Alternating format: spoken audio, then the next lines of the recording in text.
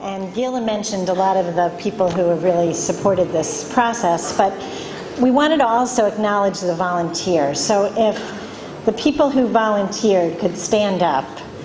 Anne-Marie out there and Diane Nemeth, my sister, and Jan and Ashley over here, and Scott, thank you Scott, and Rhonda's back there, and Monica's back there. Who am I missing? Thank you so much.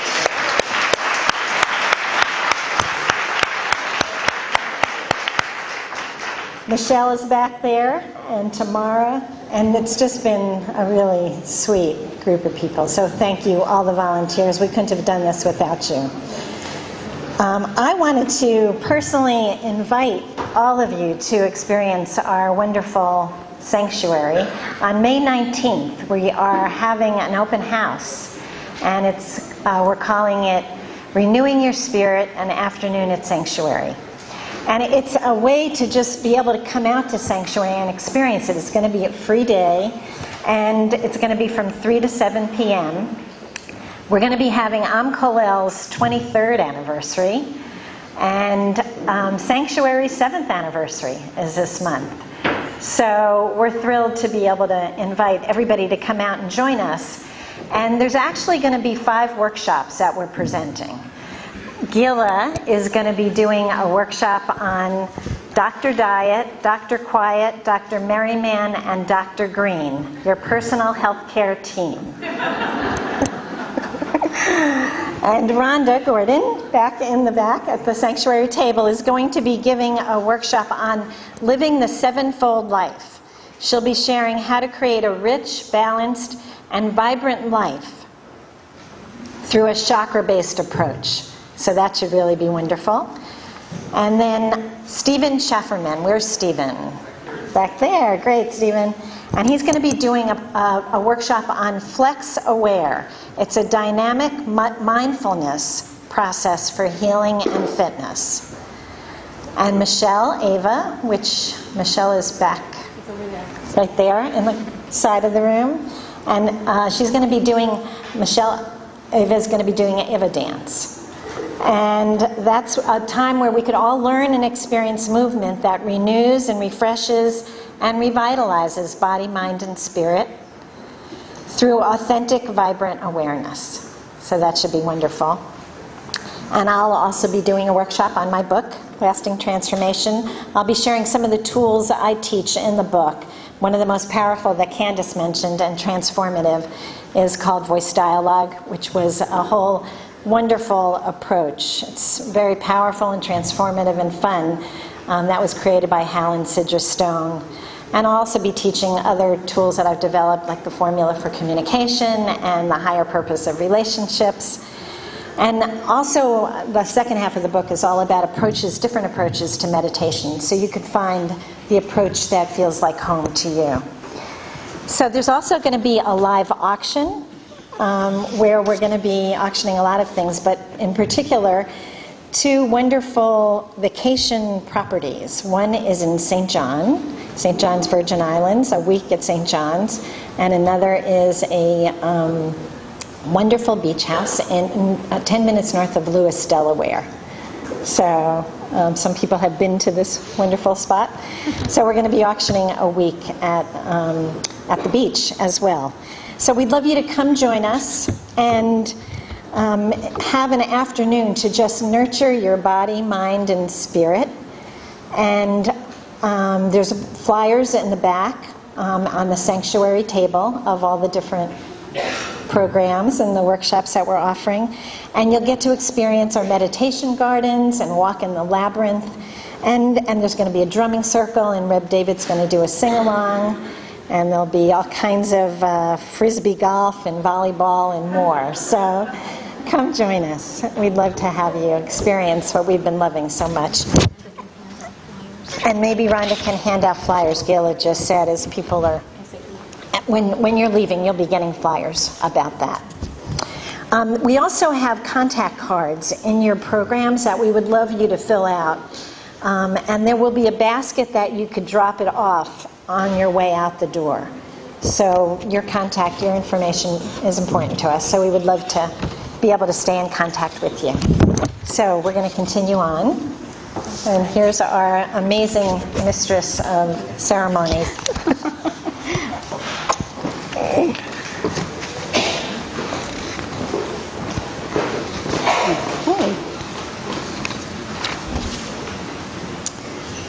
So Hugh Byrne. Hugh, what's your PhD in? Okay, political science. That's awesome.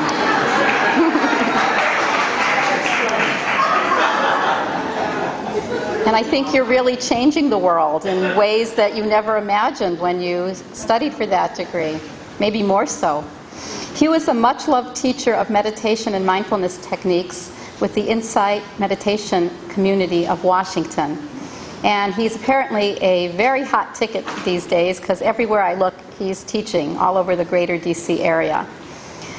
Hugh trained at Spirit Rock Meditation Center with Jack Kornfield, and he teaches mindfulness-based stress reduction and somatic experiencing, a mind-body approach to healing trauma.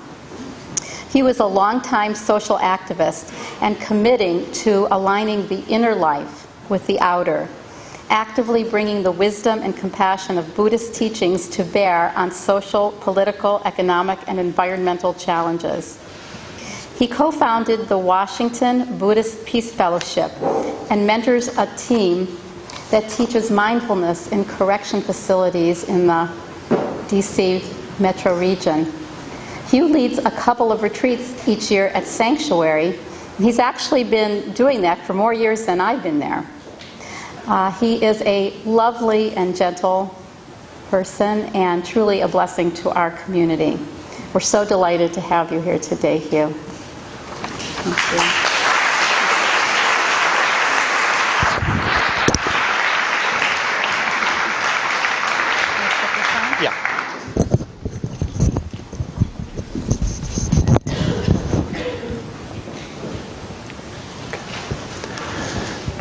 So what a privilege to be here today.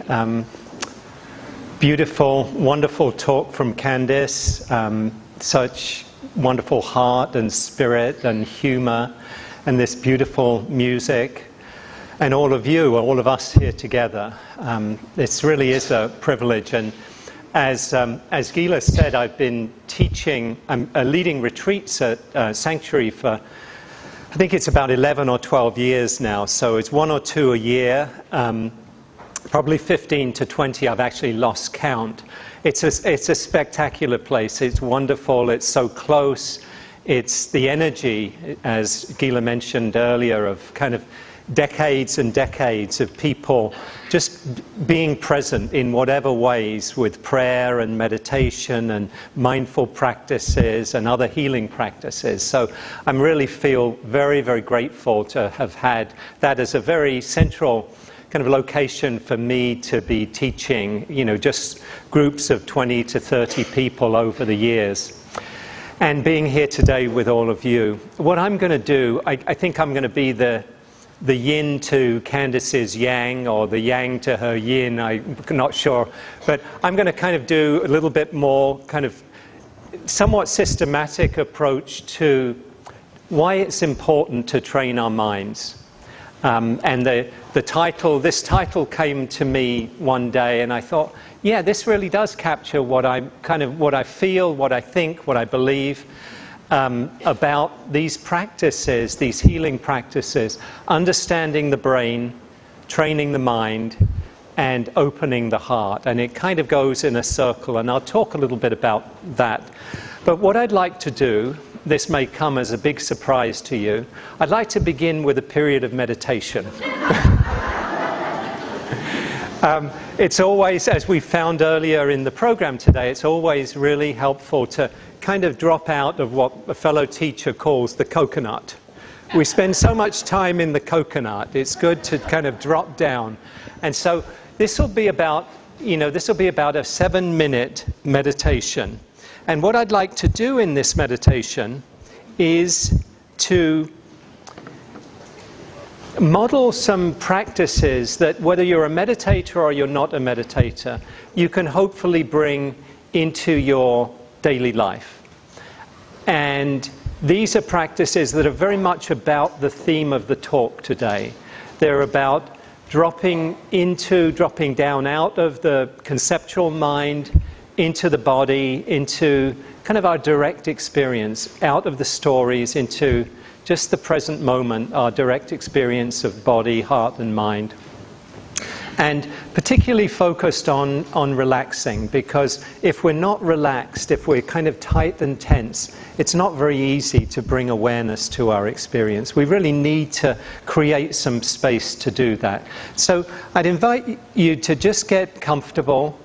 I've sat on these seats many, many times over the years and know that that's a kind of a relative term with these chairs. They were not crafted to the shape of one's bum, as you've probably noticed by now. So they do need a cushion normally.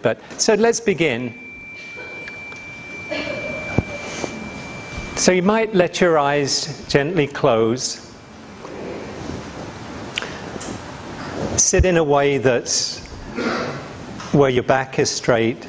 Let your shoulders relax as much as possible. And you can let your hands rest on your knees or your thighs or in your lap.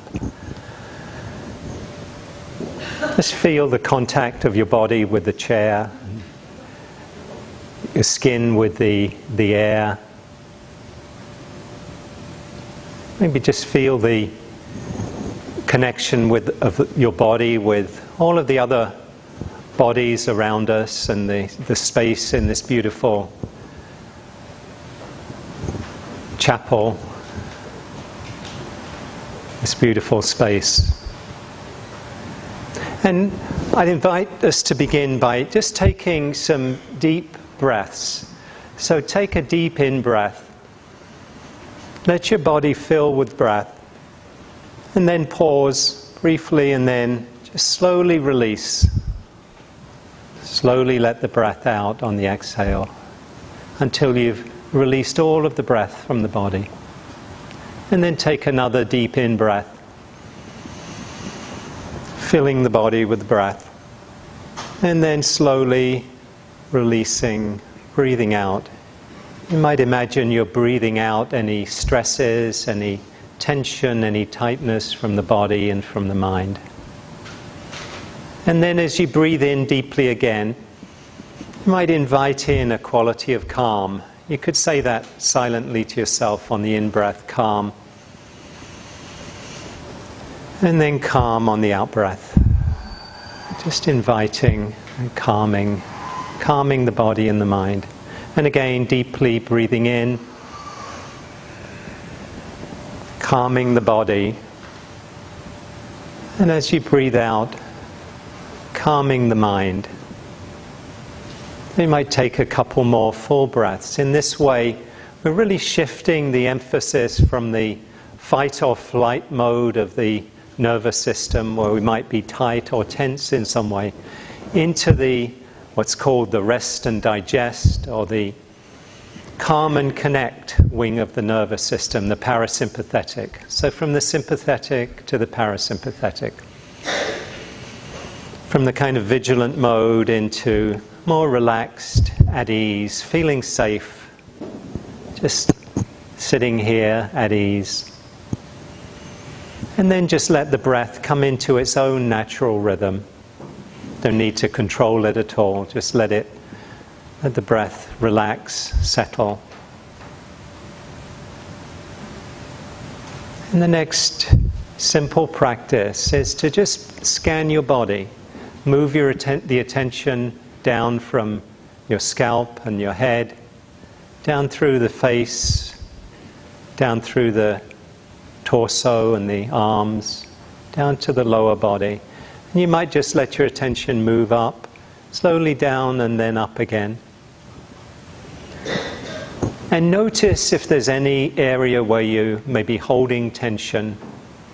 Your muscles might be tight, some tension.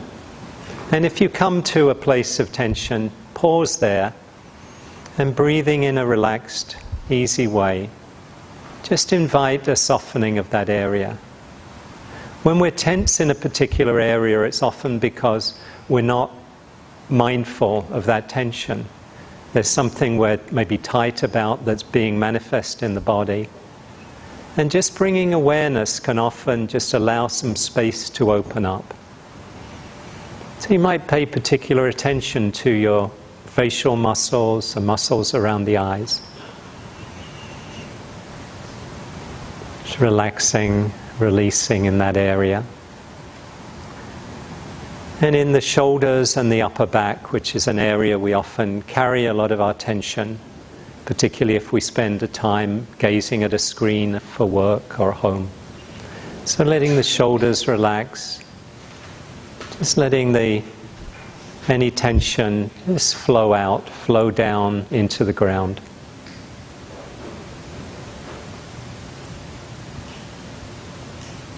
And then a final area to bring some awareness to is the belly. If we're stressed or busy or tense, we tighten up our muscles, we get into that kind of defensive crouch. So just let your awareness come to the belly and see if you can invite a softening, relaxing of the belly. Let the breath come into a relaxed, open belly.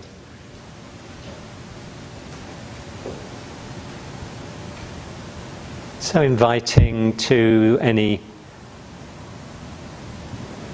tightness in the lower body to soften, and in the body as a whole, just relaxing, releasing any holding that you're aware of.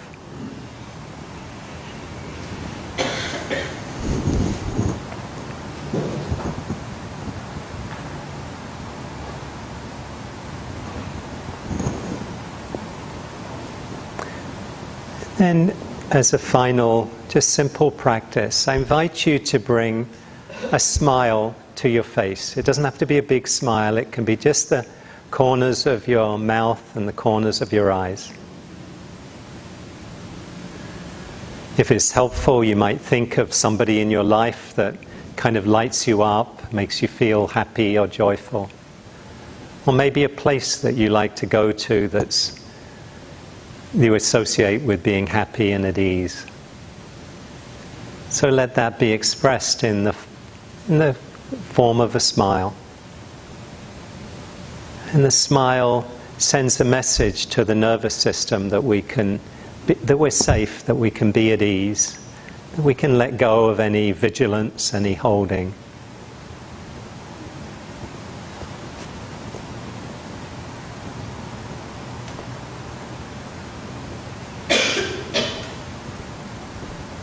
And let the smile be also an expression of a way you would want to welcome any experience that's present for you right now.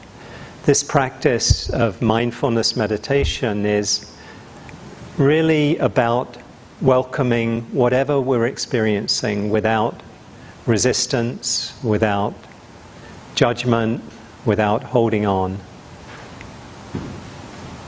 It's a well-known poem by the great Sufi poet Rumi, Jalaluddin Rumi, where he says, "Welcome the guests, even if they're a crowd of sorrows, who violently sweep your house empty of its furniture. Still treat each guest honorably. He may be clearing you out for some new delight. The dark thought, the shame, the malice, meet them at the door laughing and invite them in. Be grateful for whoever comes, for each has been sent as a guide from beyond." So this quality of welcoming your experience. It's meeting whatever bodily sensations are present, whatever emotions may be present, whatever mood, the sounds, anything coming in through your senses and through your mind, just welcoming the guests.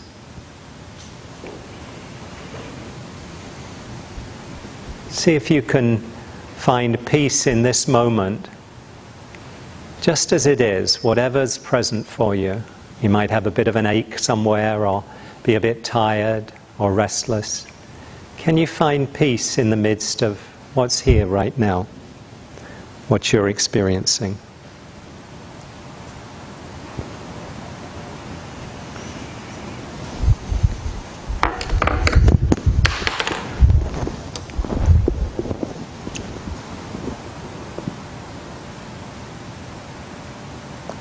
It's a poem called Peace by Dorothy Hunt, and a few lines from this poem, a very beautiful one. She says, "Peace is this moment without judgment, this moment in the heart space where everything that is welcome.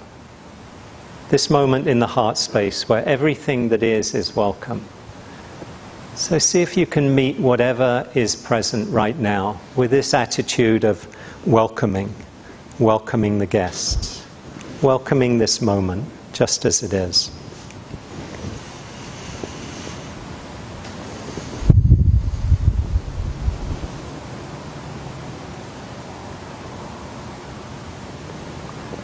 Peace is this moment without resistance, this moment without the story, it's without the stories that we kind of incessantly tell ourselves about how things are. Can we let go of the stories and just be present with what's here right now, this body, heart, and mind?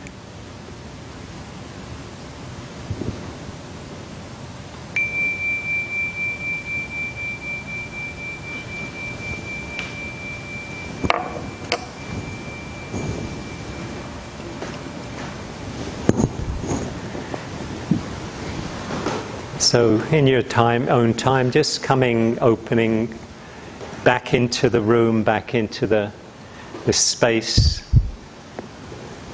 And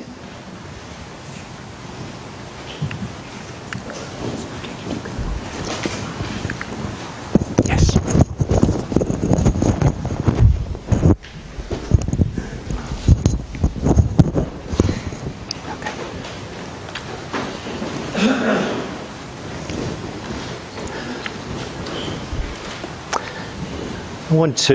I'll come back to these slides in a minute. This is kind of where I would like to start, this talk on understanding the brain, training the mind, and opening the heart. This is a quote from the Buddha from 2,500 years ago, 2,500 years before MRIs and brain scans and other kinds of ways of looking at what's going on in the brain. He understood through his own life, his own practice, and his own teaching that we can train our minds, that we can change our minds, and that it's one of the most important choices we make in our lives, whether we train our minds and how we train our minds. How we use our attention is crucial to our happiness and well-being. Not even our worst enemy can do us as much harm as our own mind untrained. No one, not even our mother or father, can do us more good than a trained mind. You know, if we look at the wars and the injustice and the racism and the terrible things that have been done by human beings to other human beings over the centuries and millennia, I think it's fair to say that an untrained mind is a very key factor in the harm, in the suffering that's caused. That if we train our minds, we can see choices that are available to us that are more helpful choices that lead to well-being and happiness, and don't lead to suffering and stress and other kind of negative, afflictive qualities. There's another quote from the Buddha from 2,500 years ago. He said, "Bhikkhus," which is the word for monks, practitioners, "whatever one frequently thinks about and ponders on, that will become the inclination of the mind." Whatever one frequently thinks about and ponders on, that will become the inclination of the mind. That if we put our attention into, anger, cruelty, that's what those are the seeds that we sow, then inevitably we will reap. We will become a person kind of imbued with those qualities of anger or hatred or greed or cruelty. But if we cultivate kindness, generosity, mindfulness, being present, loving kindness, if we cultivate these qualities, if we incline our minds in the direction of kindness, if we act in this way, if we cultivate our thoughts of kindness and compassion, then that's the quality of the mind that we will develop and cultivate. And the former, cultivating unskillful, unwholesome qualities of mind, will lead to suffering, lead to very negative and unhappy states of mind and heart. And if we train our minds in more positive, wholesome, skillful qualities, then we will, our lives will be imbued with those qualities.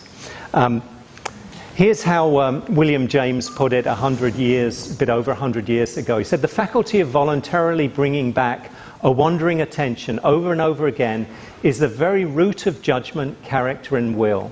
An education which should improve this faculty would be the education par excellence, but it's easier to define this ideal than to give practical direction for bringing it about."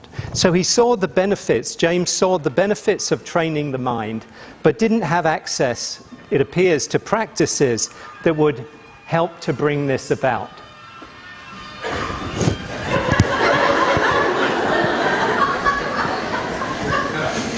The great thing about a talk on mindfulness is everything becomes something to be mindful of, right? Nothing is a problem. It's like meditation. Whatever comes up is what comes up. Can we bring awareness to it with kindness and friendliness?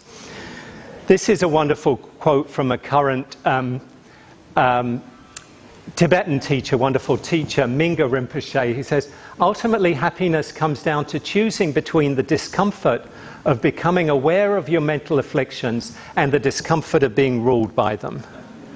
That makes sense, that we can, if we don't bring awareness to our experience, we will just keep acting out past habits, and we'll be ruled by those habits, or we'll be ruled by the reactivity. We'll be ruled by the past, really, rather than by what the present calls for.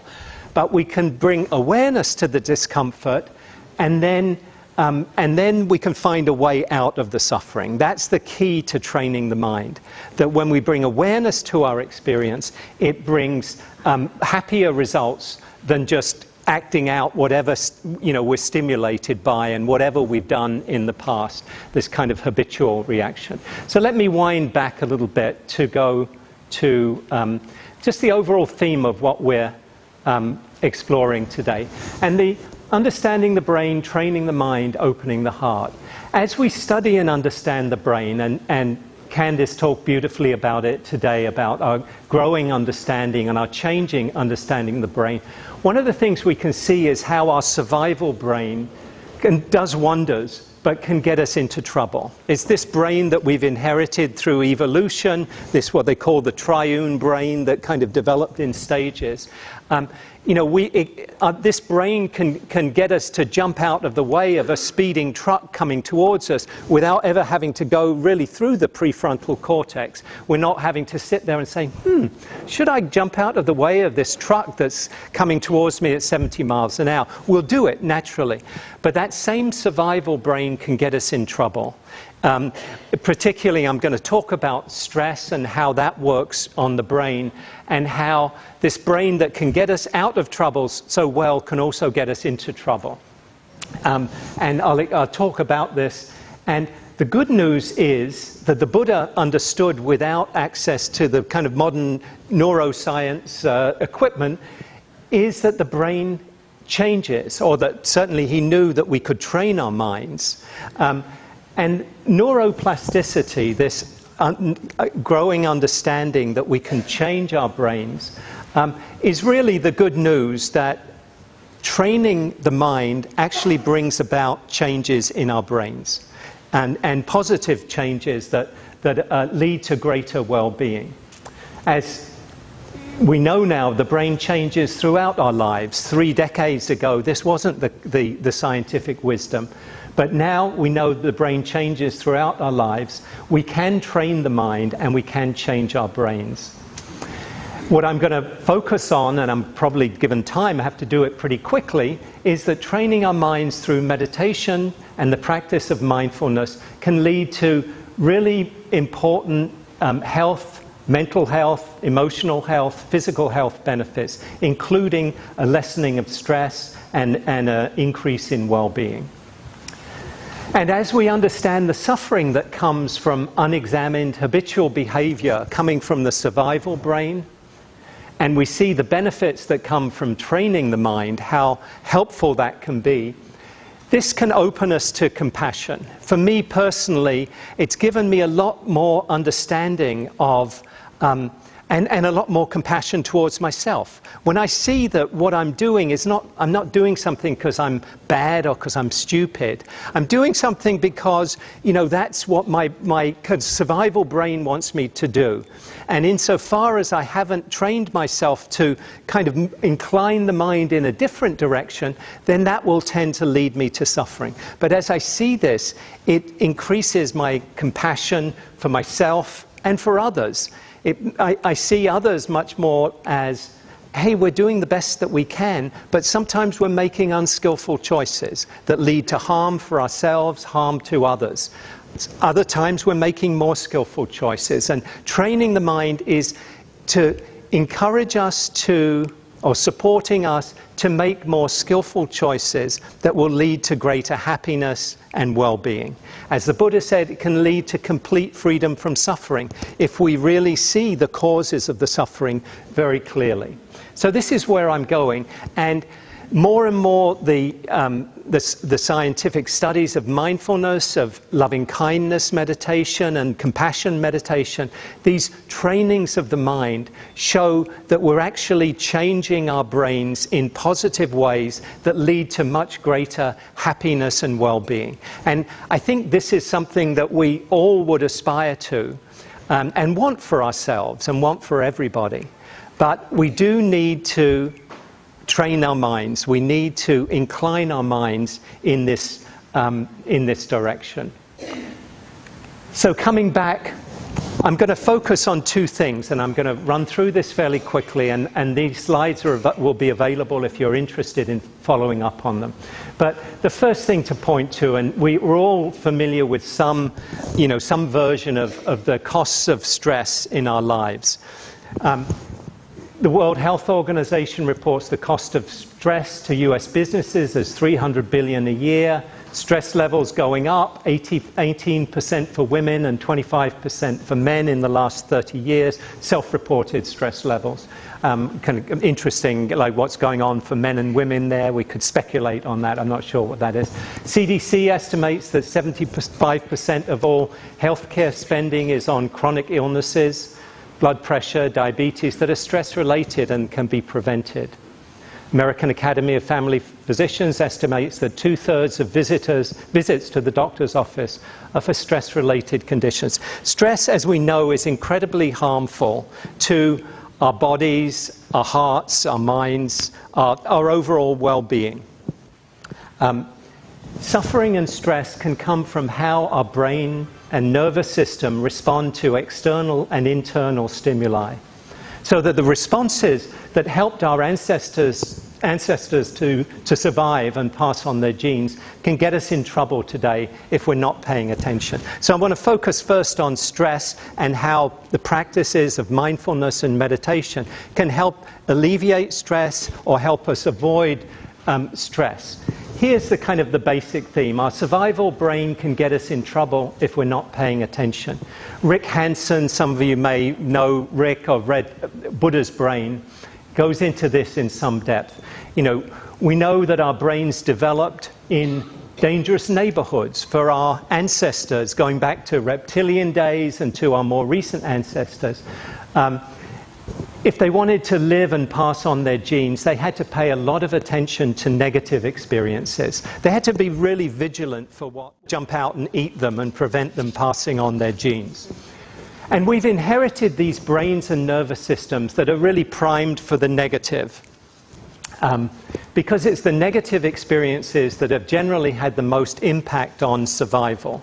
It makes sense that our brains would develop, if they're developing in dangerous neighborhoods where we could be eaten by a predator at any time, that we would want to be on the lookout for what's the negative. I kind of think of two people sitting on the savannah, and one's kind of like a squirrel looking around, oh, what was that sound of that twig, and running for it, even though 9 times out of 10, it was nothing. It was just, some wind blowing. But the one who's kind of sitting there, kind of, oh, chill out, don't worry about it, is less likely to pass on their genes than somebody who's kind of hypervigilant. I think of like The Big Lebowski or something, I think of, hey, don't worry about it, it's going to be okay.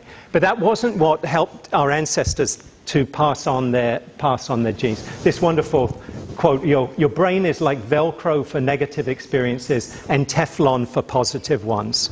So, the negative we hold on to, they say in relationships, probably all of us have had this experience, you need 5 positive interactions to outweigh or to balance out one negative one. If your partner or spouse or close person in your life says something kind of really to you, you need 5, here darling, have a cup of tea, to kind of outweigh and balance the kind of the mean remark or the nasty remark. Our brains are really primed for the negative. The parts of the brain that are monitoring for problems, particularly the amygdala and the hippocampus, retain memories longer and more vividly than the parts that recall more positive experiences. We're probably so this default to the negative, this kind of hypervigilance, can lead to stress, anxiety, serious problems for mental and physical health. However, kind of the upside is that training of the mind through meditation and other practices can help us lessen stress and anxiety and can help us cultivate states of greater peace, happiness, and well-being. Probably all of us are somewhat familiar with kind of what happens when we feel threatened. We have the alarm bells go off in the brain, particularly the amygdala, saying, watch out, be on the alert, get ready, run. Emotions get triggered, fear or terror. Chemicals get released, adrenaline, cortisol. Unnecessary functions are switched off. We're getting into that ready to fight or flee mode, so we don't need to worry about sex at that moment or whether we're digesting our dinner. We can take care of that later. Blood goes to the extremities to fight or to flee, heart rate increases, and we're primed to fight or to flee or to freeze. In the last, if all else fails, we can do the possum thing, of freezing. So this is kind of what happens. And this is incredibly important. We want all this to be functioning really in a very ready way if we're escaping from a bear. We don't want to have the kind of the prefrontal cortex kind of go in and, maybe not, maybe it's a friendly bear, and this is great, but it's when we have this response in situations which don't really call for this kind of hypervigilance, that we can get in trouble. So the example I give is, if your supervisor or boss at work says, I need that report by Friday that you thought you had a month to do, you can get into that same response with the amygdala, with the chemicals, with the, getting ready to fight or flee. And that's, in itself, that's not a problem, because stress, as we know, stress is a part of life. But we want stress to go like this. We want to have an activation and then come down fairly quickly. But what happens is our prefrontal cortex can get in the way, and we can start, we can then turn this, report by Friday, oh my God, I'm never going to be able to do it. What's going to happen? Oh, I'll get a really bad review. I'll lose my job. Oh, my partner will leave me. Oh, my house, I'll have to go into foreclosure. And the mind, if it's not trained and we're not paying attention, just keeps catastrophizing, or can do. So we need the way to pay attention, to say, oh, that actually doesn't serve me. That's not actually what's happening right now. My partner leaving me, the house getting sold from underneath me, that's kind of a projection of the mind. Mindfulness allows us to come back. what happens when we get into the stress response is we can find we want some comfort, we want some ease, because it's not a pleasant place to be when we're locked in this stress response in an ongoing way. Rather than coming down, we're staying at this level. So we're looking for comfort, maybe cigarettes, maybe booze, maybe sugar, shopping, or some other unhealthy responses, exacerbating this cycle, increasing the stress. So we can break this cycle through conscious practices of bringing awareness to our present moment experience. We can open to what's here right now, just as we did in the meditation or began to do. Just be aware of what's happening in my body. Can I be present with these sensations? What's happening in my emotions? Can I be aware of these? See them come and go. What's happening in my mind? Can I be aware of the thoughts without getting on that train, just going off wherever the thoughts go? So mindfulness is a way of breaking this cycle. So this is a crucial thing, and probably most of you are familiar with Jon Kabat-Zinn's work and mindfulness-based stress reduction, and that's basically addressing this question, addressing the way we get caught up in stresses of different kinds and how mindfulness can really be brought to bear, how we can bring mindfulness to bear to the situation could be exactly the same, but we're dealing with it in a completely different way. We're not dealing with it by getting into this kind of hyper-vigilant state where we're anxious, worried, stressed out, but we're actually in the present moment. I want to mention another area where our survival brain gets us in trouble.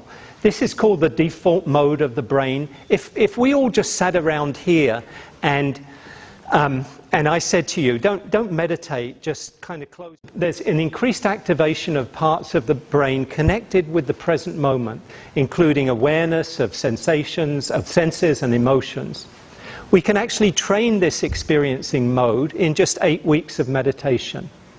And this meditation training changes the brain, making it thicker and creating new neurons. So we have these two modes of the brain, one where if we're just not paying attention, we're just chilling out, then we tend to go to this default mode, and it's across societies and cultures. We go to this, and you can see it has an evolutionary function, that our ancestors would be kind of thinking about, oh, Fred got eaten by the bear going down that way, maybe I should go this way. We're doing that thing, and it can be helpful in some ways, but it's not a great place to live any more than the stressed out place is a good place to live. So meditation leads to 3 changes. We recover more quickly from the default mode, we catch ourselves sooner. Meditators spend more time in the experiencing mode. We're less in this narrative, kind of cogitating, describing story mode, and we're more in the present moment, and it's a happier place to be. And meditation seems to strengthen areas of the brain that create the experiential state. The good news about training our minds is that we can train our minds, that our brains change throughout our lives through what we do, how we use them. Probably might have heard about the London cab drivers who have to do a test, takes them 3 years to learn 30,000 streets. Probably not anymore with GPS, but for the last 100 years they had to do that. And they found that their brains are thicker in areas related to visual spatial memory. Brains of pianists are thicker in areas of fine motor function. Brains of meditators are thicker in the regions engaged with sensory awareness and control of attention. So we're changing, through the activities we engage in, we're changing our brains. These are some ways in which the brain actually colonizes unused parts of the brain. The visual area in blind people can be used for hearing. The auditory area in deaf people can be used for seeing. Parts of it can be colonized because it's not being used. Highly efficient, highly effective. This is Richard Davidson, who's one of the leading neuroscientists doing the studies on meditation. The revolution in neuroplasticity has shown that the brain can change as a result of the experiences we have in the world, how we move and behave, and what sensory signals arrive in our cortex. But it can also change in response to purely mental activity, ranging from meditation to cognitive behavior therapy. with the result that activity in specific circuits can increase or decrease. So neuroplasticity is good news. It kind of confirms what the Buddha was saying 2,500 years ago, that we can train our minds, that it's helpful for us to train our minds, that training our minds leads to greater happiness and well-being. So I'm going to just run very, very quickly through the studies. First to say, mindfulness is the practice of consciously bringing awareness without judgment to the unfolding of our moment-to-moment experience. So being present with our experience, seeing how it's changing moment to moment. Wonderful quote from Viktor Frankl. Between the stimulus and the response, there's a pause. And in that pause lies our power and our freedom. If we can pause between the stimulus and the response, that really is mindfulness. That's what reveals the choices that are available to us. And those choices can lead us to suffering or lead us to freedom. This is the key choice. This is kind of the, if anything, I think the most important takeaway is that if we can pause, if we can come back home to our bodies, to our emotions, to our mind states, then we can see, oh, I can be with this. There's always at least two choices. One would be to do the habitual thing. You know, we feel anxious, so we grab the cookie. The other is to be with the experience, as the Mingyur Rinpoche quote said, the discomfort of being aware of our mental afflictions rather than being ruled by them. So these are studies, the way meditation, hundreds of them, I just pulled out probably 7 or 8, lowered blood pressure, slowed the progression of HIV, helped chronically depressed patients, helped people with ADHD to improve attention. Meditation may reduce the cognitive decline associated with normal aging. Fascinating study of people doing a 3-month retreat. Lowered pain intensity and the unpleasantness of pain more than morphine and pain-relieving drugs. This is a fascinating study. I don't have time to go into it, but how meditators were able to bypass parts of the brain and allow them to make rational choices. If somebody would give you money for free, if that wasn't enough money, a non-meditator would be likely to say, no, I don't want to take it. Because they're part of the brain, the anterior cingulate would be activated and they would have almost no choice. No, I'm disgusted. I'm not going to take this. But meditators would actually bypass this part of the brain and could say, yeah, I'll take the money. It's kind of helpful, really, if you want to earn a living. This is, I just mentioned, this is a fascinating study from a year or two ago. The structure of the brains of participants in an 8-week mindfulness program changed with just 27 minutes of meditation a day. The brains showed an increase in grey matter density in areas of the brain associated with memory, self-awareness, compassion, and introspection, and a decrease in density of grey matter in areas associated with stress and anxiety. So good changes, physical changes in the brain came about through just 8 weeks of meditation, less than half an hour a day. So just to summarize, our survival brain can get us in trouble, but we can train our minds and change our brains by the way we use our attention. Meditation and the practice of mindfulness are ways of training the mind and are shown to lessen stress and anxiety and support well-being. So the brain gets us in trouble, but this can lead us to compassion, to see we all inherited these brains. It's more a question of skillful choices rather than whether we're good or bad people. Kind of increases understanding. It opens the heart, increases compassion. We see that less skillful responses lead to more stress and suffering, more skillful responses to greater happiness and well-being for ourselves and others. And finally, this is a quote from Albert Camus. He said, "We all carry with us our places of exile, our crimes, our ravages. Our task is not to unleash them on the world, it is to transform them in ourselves and in others." So transforming them requires a practice, it requires training, it requires paying attention. And that's really the essence of what I'm talking about and what this practice is talking about. If we pay attention, if we come back to our experience, we can transform ourselves, we can transform our places of exile, our places of suffering, and not just unleash them on the world. Our suffering can stop here. Viktor Frankl, this well-known quote, "We who lived in the concentration camps can remember the men who walked through the huts comforting others, giving away their last piece of bread. They may have been few in number, but they offer sufficient proof that everything can be taken from a person but one thing, the last of the human freedoms, to choose one's attitude in any given set of circumstances, to choose one's own way." This is really what this practice is talking about, is saying we do have choice. We can, but we need to train ourselves. We need to make the decision to train our minds. Then we can make skillful choices that will lead to greater happiness and well-being, and not to greater anxiety, to greater stress and suffering and all the other afflictive states of heart and mind.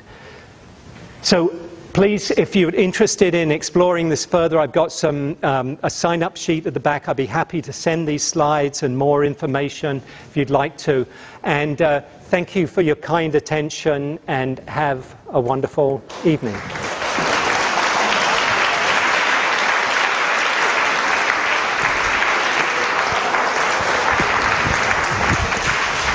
I could sprint at the end. Thank you so much, Hugh. I know Hugh is leading a meditation retreat at Sanctuary Memorial Day weekend, Friday through Sunday. I don't know if it's full. And it is full. Oh, it's full. Okay, so you'll come another time. I'd like to say I think it is great testimony to our subject today that our meditation teacher was talking science and our scientist was talking bliss and consciousness. My hope is that today we have moved human consciousness one small step closer toward a new paradigm of spiritually informed science in a world that encourages communication, collaboration, and connection. Thank you so much to our wonderful presenters, our sponsors, our friends, to you, and to everybody, our volunteers, for this lovely, lovely afternoon together. We welcome you to Sanctuary Retreat Center on May 19th and any other time with open arms. Thank you so much for attending.